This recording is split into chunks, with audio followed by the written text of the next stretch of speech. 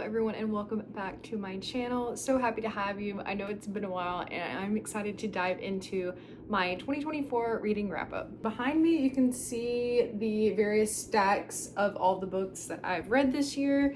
We're gonna go into detail. I have a couple of clips that I'll insert of just some like random things, and you know I'm a sucker for stats, so we will be discussing stats. So these are all the books I read this year separated by genre. Clearly there's a winner of fantasy here, but we do have sci-fi on that side. We have contemporary or literary fiction. We have mystery horror, and we have nonfiction, and we have manga. I read a total of 121 books this year, which is around the same of what I did in 2023. In 2023, I read 128 books. In 2022, I did 70 books. In 2021, I did 86. In 2020, I did 56. So that's kind of like a four-year overview of my reading. So out of those books, as far as what format I have read in, because we'll kind of go through like the different stats that I like to track. I do use a numbers spreadsheet for all of my stats tracking, and I input my data from Goodreads primarily. I've tried to get into Storygraph. I haven't quite got there yet, but let me know if you have like a better method that you enjoy of tracking your reading. I did 66 audiobooks, 33 physical books, 13 ebooks, and 6 of those were in tandem of some sort. So whether that means a combination of physical and audio, or ebook and physical, like some sort of combination of the two. And if you're someone who doesn't count audiobooks as reading, please go away, because it does. It's the same.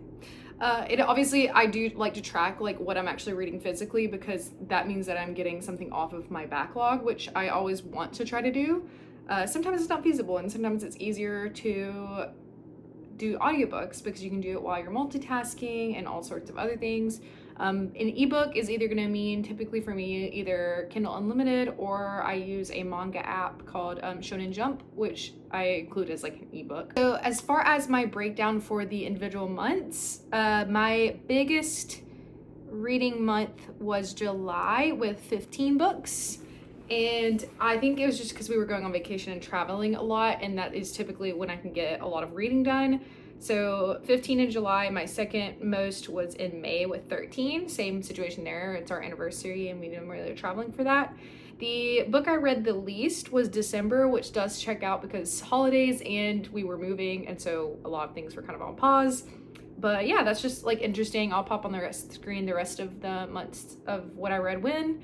That's always a fun chart to look at. And then we have the genre tracker, which is normally pretty similar. My biggest read genre by far is fantasy, and that's what makes me happy. One of my goals for this year is to diversify a little bit more as far as genre goes, because some of my favorites this year were across multiple different genres, which I'm excited to talk about later. I'll do that in a separate video, dive into my favorites and my least favorites.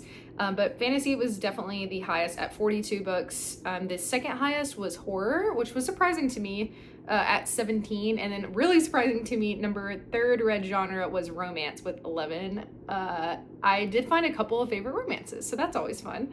Historical fiction with 8 books, contemporary with 8 books, nonfiction with 8, and then so on and so forth. I'll put a chart on the screen with the genre breakdown as well. And then we have the how I acquired the books. So the different categories I use here are the books that I read from my backlog, which means I owned them for at least a year, or I had purchased them the previous year, like 2023. And then I have a category for purchased in 2024. So that doesn't necessarily mean purchased new. It could be I purchased them secondhand, which is how I do most of my books. And that is going to be a higher number just because of our book club that we do with my friends. We normally are getting the book. I like to have the books physically for that. So that is going to make that number a little bit higher if I don't already own the book.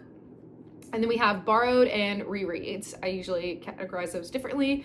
Here's a little pop-up on the screen. I did read 15 books from my backlog, so that is about half of what I read physically were books that I already owned. So that's pretty good. I'm pretty happy with that number. It is the same as last year, so one of my goals for this year would be to read more from my physical backlog.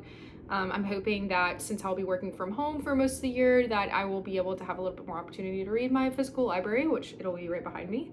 So majority of books I was reading were from female authors, which is typical of my reading, just what I normally read from. And then I will say too that the author race was a majority of white authors, which I definitely want to change in the coming year. I did read a good bit from Asian authors, which is always nice. I like to see that in my reading. I almost fully completed my alphabet challenge. I was only missing a couple of letters. I'll flash that up on the screen. That's just something fun. I don't go out of my way to try to make that challenge work, but I do like to keep track of it throughout the year. I just think it's kind of fun.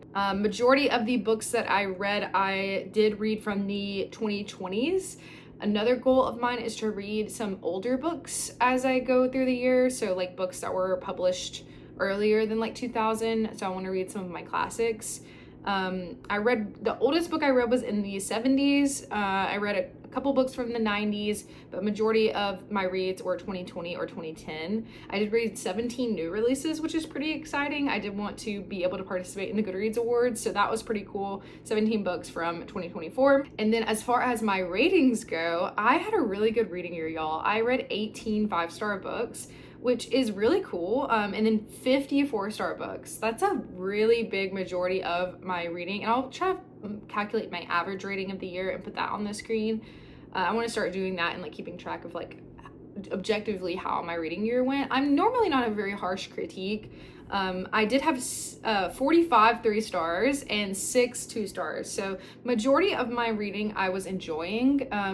I basically don't really ever rate anything 1 star. I normally just DNF those unless I'm reading it for something that I'm required to, whether it be book club or something like that. But if I rate something below 3 stars, basically I didn't like it. And if I rated it 3 stars, it was okay, or I'm just kind of indifferent.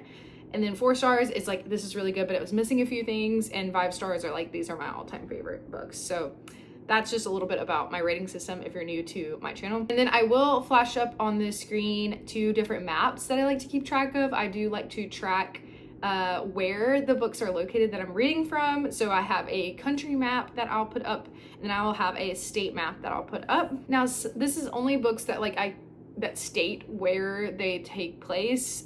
Some of them I might not have been able to find.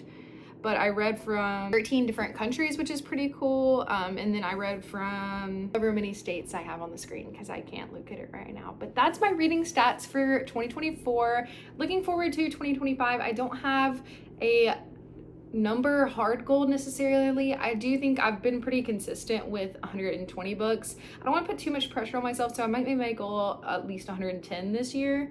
We'll see. I did read a lot of large books last year, so I think my reading could be even more, but I'm not really, like I said, concerned about the number. It's more just like quality over quantity. So I want to continue to find series that I love. I did finish a lot of really great series this year. It's just kind of my stats for the year, and I hope you guys also had a great reading year. Please comment down below how many books you read, what some of your goals are, and I'll see you in my favorites video if it's not already up.